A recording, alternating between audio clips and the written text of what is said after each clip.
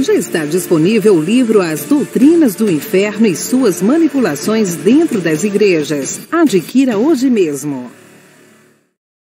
Olá, abençoados! Graça e paz, bem-vindos ao canal da Graça Pura. Que bom poder falar com vocês novamente.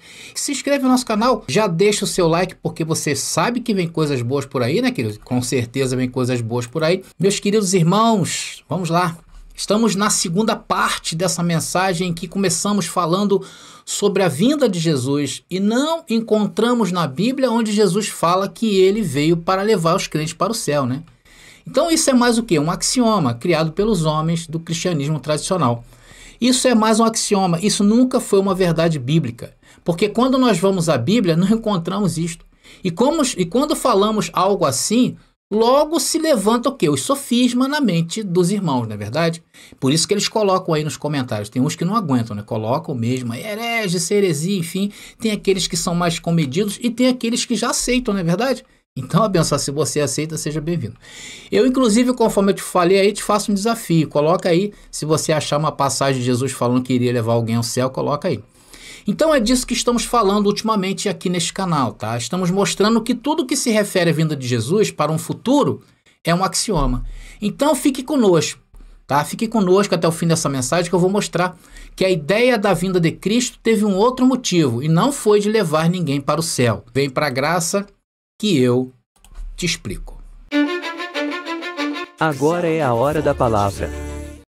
Bom, esse foi o texto que nós lemos lá na primeira parte. Se você não assistiu a primeira parte, eu quero te convidar a assistir. Vou estar deixando nas descrições aí, no primeiro comentário também deste vídeo vai estar a primeira parte, tá bom? Então vamos lá em Apocalipse, capítulo 21, né? Apocalipse, capítulo 21, do verso 1 ao verso 4. Tá aí o texto que nós nos baseamos. Eu não vou ler de novo para a gente ganhar tempo, tá bom? Mas aqui fala de um novo céu e uma nova terra, porque o primeiro céu e a primeira terra já passaram, não é verdade?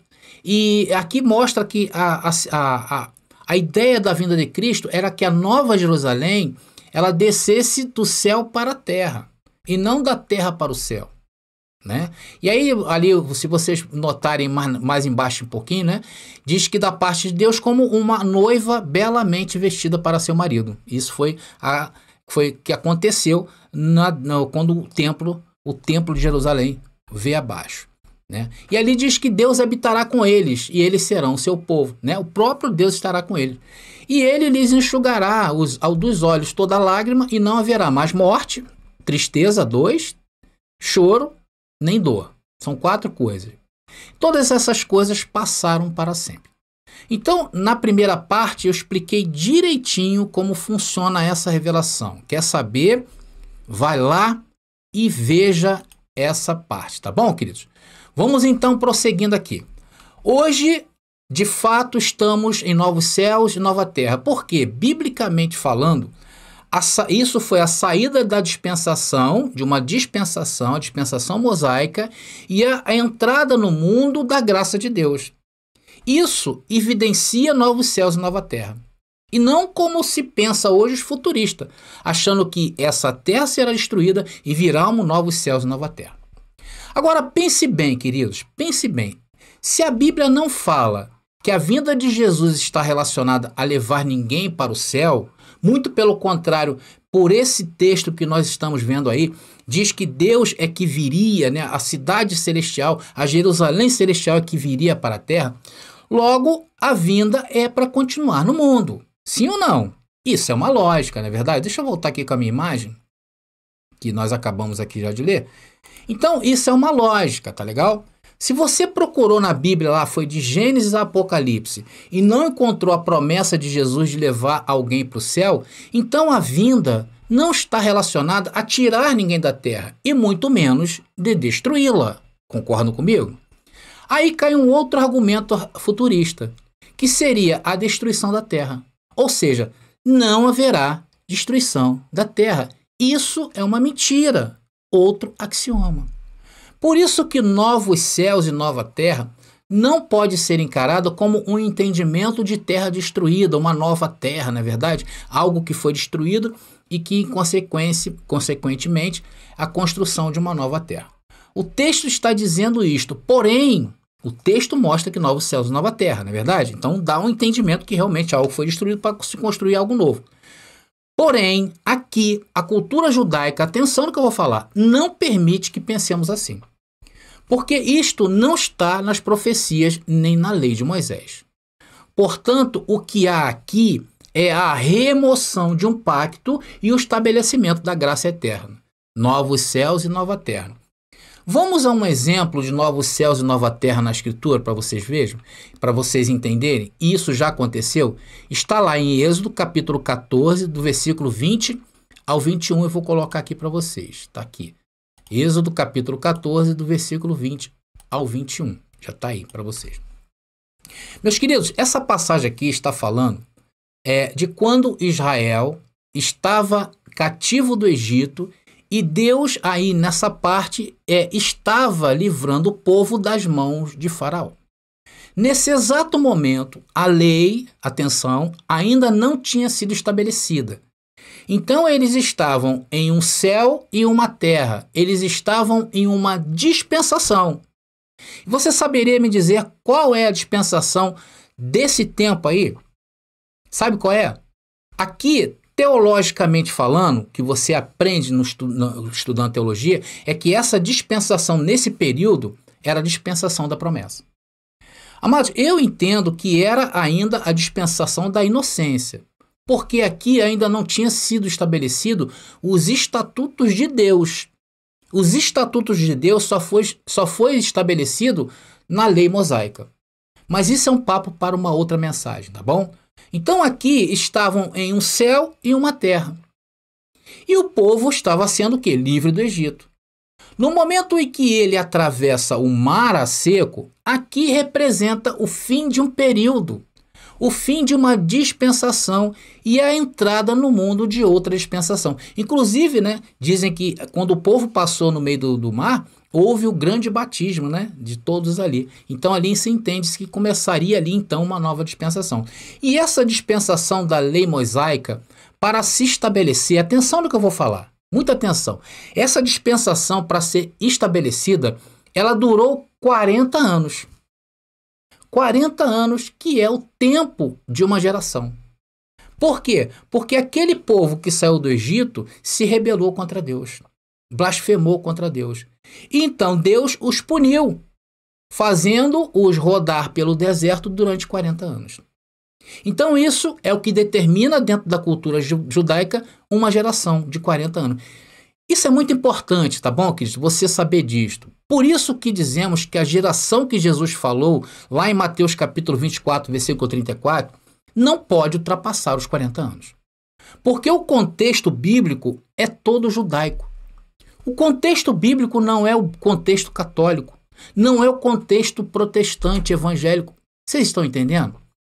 E por que o povo ficou preso no deserto durante 40 anos? Para que aquela geração que saiu do Egito fosse purificada, ou seja, aquela geração morresse para entrar uma nova geração na Terra Prometida. Por que a vinda de Jesus durou da sua morte aproximadamente 40 anos? Por quê?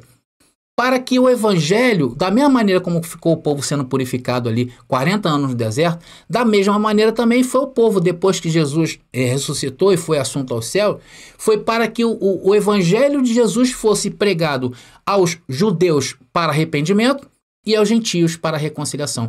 E esse período de tempo durou 40 anos. Da mesma maneira, aquele tempo também, quando Moisés saiu e vagou com o povo pelo deserto, foi conhecido o tempo de transição entre lei e o período da inocência. Seriam estabelecidos novos céus e nova terra. Estamos entendidos, abençoados? Vamos ler agora essas duas passagens, tá? A primeira já se encontra aí, que é em Êxodo capítulo 14, versículo 20 e 21. E diz: E ficou entre o acampamento egípcio e o acampamento de Israel a nuvem escura. Prestem atenção nos elementos usados aí nessas passagens, tá? Trouxe trevas para os egípcios, mas luz para os israelitas. Então estava se apagando um tempo, começando outro. Com isso, os dois grupos não se aproximaram durante toda a noite. Então Moisés estendeu a mão sobre o mar e com um forte vento leste, o Senhor abriu o caminho no meio das águas. o vento soprou a noite toda, transformando o fundo do mar em terra seca. E aí vocês sabem que o povo passou em terra seca. Então aqui está sendo anunciado que o novos céus e nova terra. E quando finalmente isso aconteceu, foi quando eles entraram na terra prometida. Depois de 40 anos que eles atravessaram a seco, né, a parte aí do Mar Vermelho, durou 40 anos para que eles herdassem a terra prometida. Aí eu faço uma pergunta. Nesse período, precisou a terra ser destruída? Não, a terra não foi destruída. A terra continuou. Deus exterminou a soberba daquele faraó até a nação do Egito, daqueles dias. Mas nos dias de hoje vocês sabem que existe ainda os egípcios, né? Pode ser que não tenha ainda daquela geração lá, mas os egípcios estão aí no mundo até aí, hoje para contar essa história aí. Então ela não foi totalmente aniquilada, nem o mundo, o cosmos, e nem muito menos a nação do Egito. Vamos ao outro texto agora, se encontra em Êxodo, capítulo 15, versículo 17, né? Ainda estou aí, né? Tá aqui. Tá aí. E diz ali o texto: tu os trarás e os plantarás em teu próprio monte, no lugar reservado, ó Senhor, para a tua habitação, o santuário, ó soberano, que tuas mãos estabeleceram. Amados, olha que texto impressionante, né? Para o que estava apontando isso aí? A construção do templo. E essa construção foi o ápice desse novo de Deus. Vocês estão entendendo, abençoados? Nesse texto que eu estou lendo, tudo que eu estou falando agora, existe uma sinergia. Por quê? Porque nós estamos falando da cultura judaica no tempo em que ela aconteceu, sem querer descontextualizar isto para os dias de hoje. E, consequentemente, não estou aqui enganando ninguém. Estão entendendo? Está claro para vocês essa questão de dispensação? Tivemos na Bíblia vários novos céus e nova terra. Amados, os crentes do sistema religioso, o cristão tradicional institucionalizado, esses que pertencem de carteirinha de membro da igreja tal, da igreja X, Y, como pode só agora, né? Eles falam assim para nós, já viu? Eles falam assim: como pode vocês agora vir quase 2000 anos depois, vir com essa historinha que Jesus já veio? Não é verdade? Quantas vezes eles colocam aí, né? Eles se garantem na tradição. Mas então eu quero te dizer uma coisa, meu prezado irmão. O que nós estamos falando hoje é mais antigo do que andar para trás, ou andar para frente, né? É mais antigo do que andar para frente. Isso que pregamos é o que pregavam os grandes teólogos do 2º século até a Idade Média. Isso atravessou a Idade Média. Amados, a escola preterista era uma das mais conceituadas de antigamente, até o final do século XVIII, onde apareceu uma mulher chamada Margaret MacDonald. Essa mulher missionária, ela começou a pregar em suas mensagens o futurismo da vinda de Jesus. A bem da verdade, que houve na época os preteristas parciais, é uma outra história, tá? Existiam os preteristas completos, né? Os preteristas que creem numa escatologia totalmente já passada, e existiam os preteristas que acreditam ainda que algumas coisas ainda irão acontecer, tá? Então existia a escola de preterismo completo. Porém, não havia entre esses dois grupos, tanto os que pensavam que ainda havia algumas profecias a serem cumpridas, como o grupo que acreditava que toda a Bíblia foi cumprida, não existia, por exemplo, quem pensasse que somente quem tivesse a marca da besta poderia comprar ou vender. Isso é um pensamento novo. Não havia pregações e ensinamentos dizendo que Jesus viria nas nuvens com poder e glória e todo olho viria. Não existia isso. Isso é recente. Isso que você pensa hoje é recente. Por quê? Porque os teólogos daquela época abandonaram as suas posições preteristas e passaram a ser o quê? Dispensacionalistas. Ou seja, passaram tudo o que se refere à escatologia bíblica para o futuro. Então havia um clamor cristão dentre os estudantes da palavra em que eles aceitavam a escatologia consumada. Porém, quando apareceu Margaret MacDonald, muitos abandonaram a sua teologia. E aí, o mundo se esqueceu dessa doutrina preterista. E que é a verdade bíblica, conforme vocês têm acompanhado no nosso canal e em outros canais aí também. Porque nós falamos, está tudo contextualizado na Bíblia. Então, novidade é o futurismo. E esse tipo de pensamento, atenção, é tão cruel com o ser humano que nunca houve tanta manipulação de pessoas como estamos vendo ultimamente dentro dessas igrejas. Amados, só falta o líder fazer aquilo e mandar o membro abrir a boca e comer. É isso. Tudo isso por quê? Tudo isso está na conta dessas doutrinas horríveis do sistema religioso. E se você ainda faz parte disto, meu amigo, está na hora de você sair daí e ainda tirar a tua família. E aí, a vinda de Cristo, né, conforme eles pregam, é para levar alguém para o céu. Já viu isso na Bíblia? O que você acha disso? Deixa aí nos comentários. Mas eu sei que está cada dia mais difícil de acreditar nisto, que Jesus um dia virá. Eles mesmos estão saindo dessa linha. Vocês notam a cada dia menos, vemos mensagens dentro do sistema tradicional falando que Jesus ainda vai vir. Vamos a outro exemplo, abençoados. Vamos a Isaías e veremos agora uma profecia em que Deus, usando o profeta, chama Israel de céus e terra. Está lá, Isaías capítulo 1, versículo 2. Vamos ler. E diz: ouçam, ó céus. Atenção, aqui nós podemos dizer que Deus estava falando aos céus. Deus estava falando aqui aos céus? Claro que não, né, abençoados? Quem representa céus aí? O povo de Israel. Isso aqui é uma profecia judaica. Então nós temos que entender isso. Amados, isso é uma cultura. Eu não posso mudar isso ainda que eu queira. E continua ali, ó. Ouçam, ó céus, presta atenção à terra. Mais uma vez, o profeta, né, Deus, usa o elemento terra para se referir a Israel. Hoje, infelizmente, a teologia tradicional pega a Bíblia e consegue fazer com que a cultura de hoje se sobreponha à cultura bíblica. É isso que eles fizeram, meus amigos. Pegaram a cultura bíblica, jogaram no lixo e afirmaram que lá em Apocalipse é outra coisa. Eles pegam que Apocalipse não tem nada a ver com a cultura judaica. Como não? Se no começo do livro de Apocalipse, João deixa claro para quem ele envia o livro, não é verdade? Para quem João envia o livro? Para os judeus da dispersão. Não é você e muito menos nos dias de hoje. Era para as 7 comunidades da Ásia. Vamos lá. Ouçam, ó céus, preste atenção à terra. Assim diz o Senhor. Os filhos que criei e dos quais cuidei se rebelaram contra mim. Aqui estava mostrando mais uma vez o posicionamento de Israel para Deus, né? Povo rebelde. Depois vocês leiam todo o capítulo de Isaías e veja a indignação de Deus com Israel. Foi por isso que houve necessidade de novos céus e nova terra, tá? Do novo de Deus. O que eu quero dizer com isto, queridos, é que Deus não feriria mais Israel. Se você ler no todo o capítulo 1, você vai ver. Deus não feriria mais Israel. Se você ler esse texto, você vai ver Deus falando isso.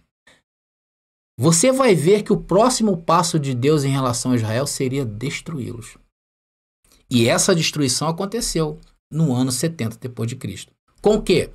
Com a queda do templo e a destruição de Jerusalém. Por que a queda do templo? Porque foi o símbolo máximo de Deus naquela aliança, quando Deus tirou eles da terra do Egito. E ao entrar na terra prometida, Deus deu a eles o seu templo, que era a sua presença. Tanto que até as dimensões do templo foi toda arquitetada por Deus, sabia disso? Tudo que você pega hoje, a figura do templo, você vai ver. Amados, agora preste atenção, um dos maiores erros teológicos da igreja cristã tradicional foi ter sobre o Novo Testamento uma visão ocidental de cosmos e não de Aion. Eu não posso desassociar o Novo Testamento, atenção, da visão Aion daquela época, porque eu vou passar por cima da visão judaica. Eu não posso querer entender essa parte da Bíblia fora da outra parte. Vocês estão entendendo? Eu não posso entender isto. Eu não posso desassociar. E é isso que aconteceu com pecado, Satanás, a vinda de Jesus, como estamos tratando aqui, batismo em água, ceia do Senhor, que já falamos em outros assuntos. Eles trouxeram isso como uma visão global da Bíblia. Eu não posso fazer isto. É por isso que somos preteristas. Por quê? Porque nós vamos ao passado para encontrar o passado da Bíblia e resolver o que ela hoje nos diz. Então a explicação da Bíblia não está nos dias de hoje. A explicação da Bíblia está no passado. Essa é a visão certa. E guardem isso como um tesouro. Olha, mais uma vez eu digo, eu não estou enganando vocês. Isso está mais claro. Está mais claro para vocês, Novo Céu, Nova Terra? O que era? Essa perspectiva estava na lei e dos profetas? Você sabe o que significou isso? O maior problema para o pessoal do sistema entender isto é que quando a Bíblia inclui os gentios, atenção, outro ponto importante aqui, tá? O maior problema do pessoal para entender isto é que quando a Bíblia inclui os gentios na promessa, o povo colocou a visão cosmos da Bíblia. E a questão dos gentios, ela foi bem clara. O que na antiga dispensação, na lei mosaica, era para um povo específico, com uma lei específica, agora, no novo de Deus, no novo céus e nova terra, os gentios também fariam parte dos planos de Deus em sua graça eterna. Ou seja, saiu um povo e entrou todos, inclusive o povo de Israel. Esse teve que se arrepender, porque no novo de Deus, eles não teriam mais a lei como guia. Então vocês pegaram a ideia gentílica aí, abençoado? Eles pegaram essa ideia, o sistema pegou essa ideia gentílica e transformaram em um assunto presente quanto à vinda de Cristo. E eles não entendem que a vinda de Cristo foi para estabelecer a sua graça, por causa da visão errada da entrada dos gentios no novo de Deus.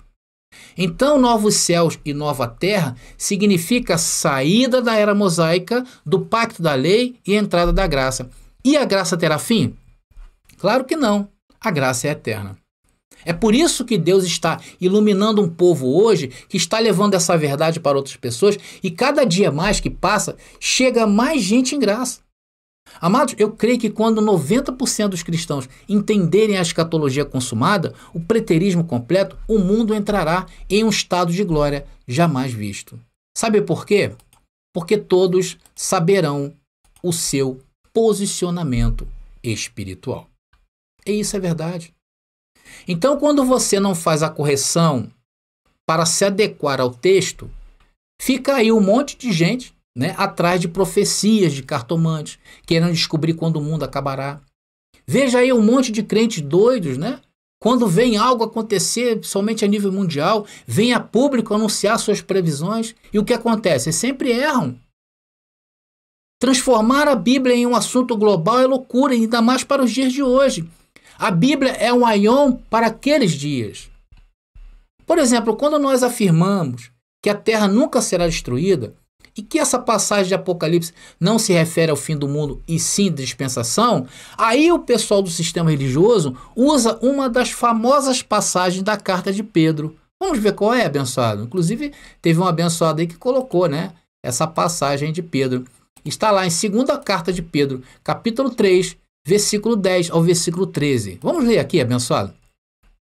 Aí diz o seguinte: porém, o dia do Senhor virá como um ladrão. Naquele dia os céus passarão com grande estrondo, e os elementos se desfarão pelo fogo. Olha aí. Também a terra e as obras que nela existem desaparecerão. Uma vez que tudo será assim desfeito, tudo será desfeito, vocês devem ser pessoas que vivem de maneira santa e piedosa, esperando apressando a vinda do dia de Deus. Deixa eu ver se já passou, que eu tenho a segunda parte aqui. Uma vez tudo será assim, desfeito, vocês devem ser pessoas que vivem de maneira santa e piedosa. Segunda parte aí que não deu para colocar tudo. Esperando e apressando a vinda do dia de Deus. Por causa desse dia, os céus incendiados serão desfeitos e os elementos se derreterão pelo calor. Que imagem assombrosa, hein? Nós, porém, segundo a promessa de Deus, esperamos novos céus e nova terra, nas quais habita a justiça. Então, o camarada olha isso aqui com um pensamento cosmopolita, né? Ele fica doido. Por quê? Porque na mente dele, isso aí se refere ao mundo e não o Aion. Isso aí se refere à cultura de hoje e não à cultura judaica daqueles dias, porque nem dos dias de hoje serve. E, consequentemente, não entendem nada de Bíblia. E assim os líderes querem que todos fiquem assim, achando que isso aqui está se referindo à destruição do mundo. Amados, porém, eu não vou falar desse versículo agora, ok? Ficou curioso? Então eu quero te convidar para assistir junto comigo a terceira parte dessa mensagem maravilhosa, onde eu vou explicar isso aí, versículo por versículo para você. E pode crer, abençoado, que depois de me ouvir você vai dormir bem melhor, porque vamos usar a Bíblia e o tempo dela. Ok, queridos? Bom, abençoados, estamos então concluindo essa gloriosa parte, né, dessa mensagem. Estamos vendo que novos céus e nova terra, biblicamente falando, significa dentro da Bíblia, e que não é a destruição do mundo, é o estabelecimento da graça no mundo. Vimos também que na Bíblia Jesus não prometeu levar ninguém para o céu, e que isso é um axioma dos muitos, criados pelo sistema religioso para enganar as pessoas, não mais nós. Nós já fomos muito enganados. Vimos também que isso que falamos não é novidade. Essa doutrina um dia já foi muito ensinada pelos cristãos no mundo e que apenas no século XVIII a novidade foi o futurismo da vinda de Jesus. Isso que você pensa, meu irmão, é que é novo, não o que nós pensamos. Vimos elementos de céus, né, céus e terra, sendo predita por Deus em profecias. E por último, vimos o grande problema da visão de cosmos sobre a Bíblia, em que o sistema se debruçou sobre ela. Bom, se você não entendeu essa mensagem, veja de novo, não vai te custar nada. E com certeza eu recebo que você vai entender. Meus amados irmãos, então eu vou ficando por aqui. Graça e paz aí e até a próxima mensagem.